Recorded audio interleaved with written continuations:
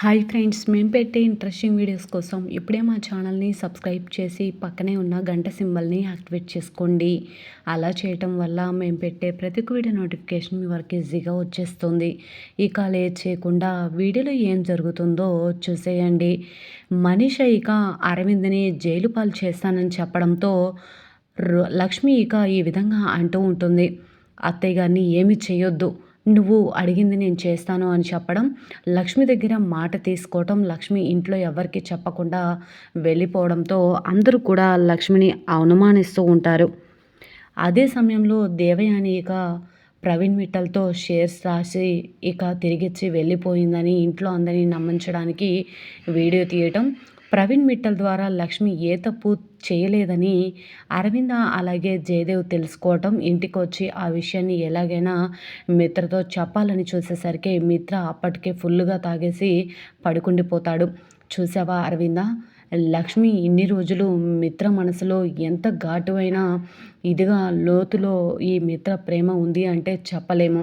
అలాంటి మిత్ర లక్ష్మి వెళ్ళిపోయింది అని తెలియగానే తన మీద బాధతో కంటే ప్రేమతోనే తను ఇలా అయిపోయాడని చెప్పుకోవాలి అని అంటూ ఉంటే, అవునండి, ఇన్ని రోజులు మిత్ర మనసులో ఎవరున్నారో కూడా తెలుసుకోలేకపోయాను, అంతటి దౌర్భాగ్యురాలనండి నేను అని చెప్పి బాధపడుతూ ఉంటే, బాధపడకు అరవింద, లక్ష్మి ఏ తప్పు చేయలేదని నేను మొదటి నుంచి నమ్ముతూనే ఉన్నాను. నువ్వు అలాగే మిత్ర ఇద్దరు కూడా ఇంట్లో దేవ్యాని చూపించిన వీడియో ఆధారంగా లక్ష్మి తనకున్న షేర్స్ అన్నీ కూడా ప్రవీణ్ మిట్టల్కి ఇచ్చేసి వెళ్ళిపోయిందని నమ్మారు. కానీ లక్ష్మి ఏ పరిస్థితిలో అలా చేసిందో అర్థం చేసుకోలేకపోయారు అని చెప్పి అంటూ ఉంటాడు జయదేవ్.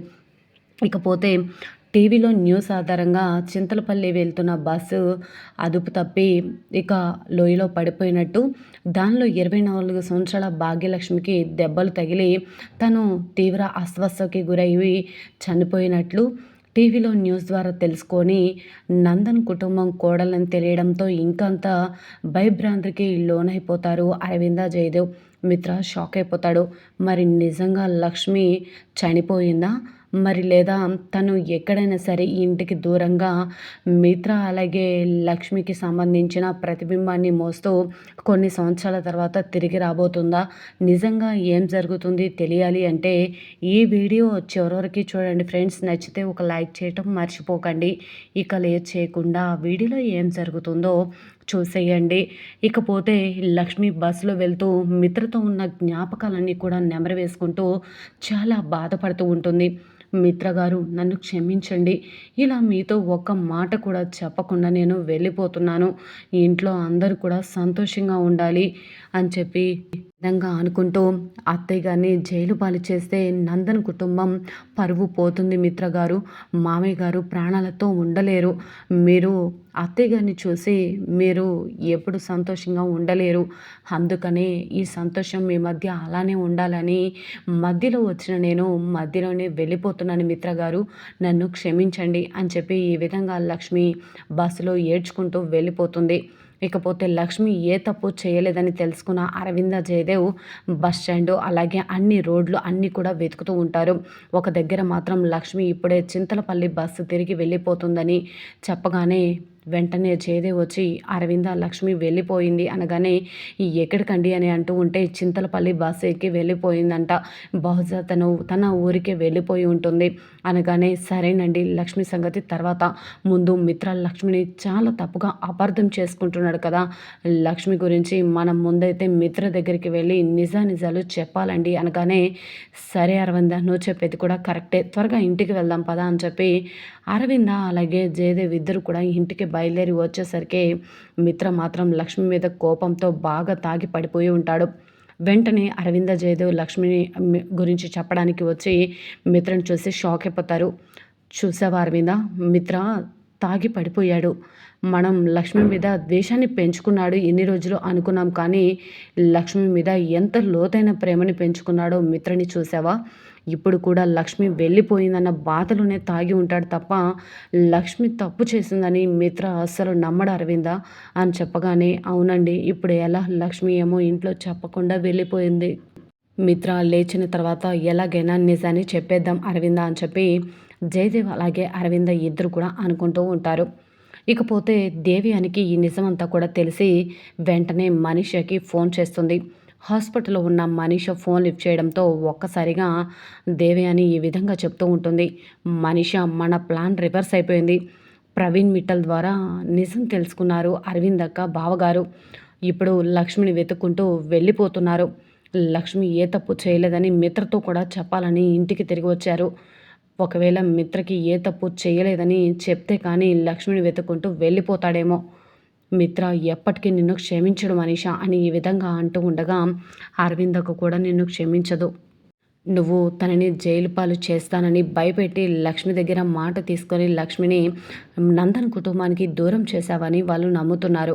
వాళ్ళు ఎలాగైనా సరే నీ దగ్గరికి వచ్చి ఇది చేసే అవకాశం ఉంది మనీషా అనగానే, అయితే ఏం చేస్తాను దేవయాని ఆంటీ, ఖచ్చితంగా పోలీసులకి ఫోన్ చేసి అరవింద ఆంటీని సింపుల్గా అరెస్ట్ చేపిస్తాను. నాకు పోయేదేముంది, మిత్ర ఎలాగో లక్ష్మిని పెళ్లి చేసుకున్నాడు కదా. నేను పక్కన కూర్చున్న నన్ను కాదనుకొని లక్ష్మిని పెళ్లి చేసుకున్నాడు మిత్ర. తన కోసం నేను ఎన్ని సంవత్సరాలు వెయిట్ చేశానో తనకి తెలియదా అని చెప్పి మనీష బాధపడుతూ ఉంటే, దేవయాని ఇలా అంటూ ఉంటుంది. మనీష ఇప్పుడు బాధపడడం సమస్య కాదు. లక్ష్మికి ఎక్కడికి వెళ్ళిందో వెళ్ళిన దారినే వెళ్ళిపోవాలి. తిరిగి వెనక్కి రాకూడదు అని ఈ విధంగా అంటూ ఉంటే, అవునంటీ, ఖచ్చితంగా లక్ష్మి తిరిగి రాదు. ఇందాక చెప్పారు కదా లక్ష్మి దగ్గర మంచితనం ఉందని. ఇంట్లో ఎవరైనా సరే సంతోషంగా ఉండాలని కోరుకుంటుంది తప్ప తిరిగి రావాలని లక్ష్మి ఎందుకు కోరుకుంటుంది? ఇంట్లో గొడవలు రేపాలని ఎందుకు కోరుకుంటుంది ఆంటీ అని చెప్పగానే, సరే మనీష, నువ్వైతే జాగ్రత్తగా ఉండు అని చెప్పేసి దేవయాని ఇక ఫోన్ ఆఫ్ చేస్తుంది. ఇకపోతే ఉదయాన్నే మిత్ర నిద్ర లేస్తాడు. వాకింగ్ అని వెళ్ళిపోతాడు. అరవింద, జయదేవ్ ఇద్దరు కూడా సోఫాలో కూర్చొని, ఏమండి మిత్ర లేచాడా అనగానే, లేచాడు కానీ వాడు తన రూమ్లో లేడు, వాకింగ్కి వెళ్ళినట్టున్నాడు అని చెప్పగానే, సరేనండి, మిత్ర రావడంతో వెంటనే ఈ నిజాన్ని చెప్పేయాలి, లేకపోతే లక్ష్మిని తప్పుగా అపార్థం చేసుకుంటాడండి. ఇక జీవితంలో లక్ష్మి మొహం చూడనని అంటున్న మిత్రకి నిజం చెప్పకపోతే మన అంత ద్వేషించే ద్రోహం చేసేవాళ్ళు ఎవరు ఉండరండి అని చెప్పగానే, సరే అని చెప్పేసి అనుకుంటూ ఉంటారు. ఇక వెంటనే టీవీ ఆన్ చేయగానే న్యూస్లో ఇక చింతలపల్లి వెళుతున్న బస్సు అదుపు తప్పి లోయలో పడిపోయిందని, అందులో ఒక్కరు కూడా ప్రాణాలతో మిగలలేదని చెప్పగానే అరవింద, జయదేవ్ షాక్ అయిపోతారు. ఏంటండి మీరు అన్నది ఆ బస్సే కదా అనగానే, అవును అరవింద, నువ్వు కంగారు పడకు అని చెప్పి ఇద్దరు కూడా టీవీ చూస్తూ ఉంటారు. న్యూస్లో ఒక 24 సంవత్సరాల భాగ్యలక్ష్మి అని చెప్పి వివరాలు కూడా చెప్పడంతో కన్ఫర్మ్ చేసుకుంటారు అరవింద, జయదేవ్. అప్పుడే వచ్చిన మిత్ర కూడా న్యూస్ చూసి షాక్ అయిపోతాడు. వెంటనే తను ఎవరో కాదు, నందన కుటుంబానికి సంబంధించిన మిత్రానందన్ భార్య అని చెప్పగానే మిత్ర ఒక్కసారిగా కుప్పకూలిపోతాడు. అరవింద, జయదేవ్ ఇద్దరు కూడా చూసిన న్యూస్ నిజమేనా? నిజంగా లక్ష్మి అందరినీ వదిలిపెట్టి వెళ్ళిపోయిందా, లేదా తను మిత్ర జ్ఞాపకాలతో జీవితాంతం బతుకుతుందా, తిరిగి కొన్ని సంవత్సరాల తర్వాత రానున్నదా, ఏం జరుగుతుంది?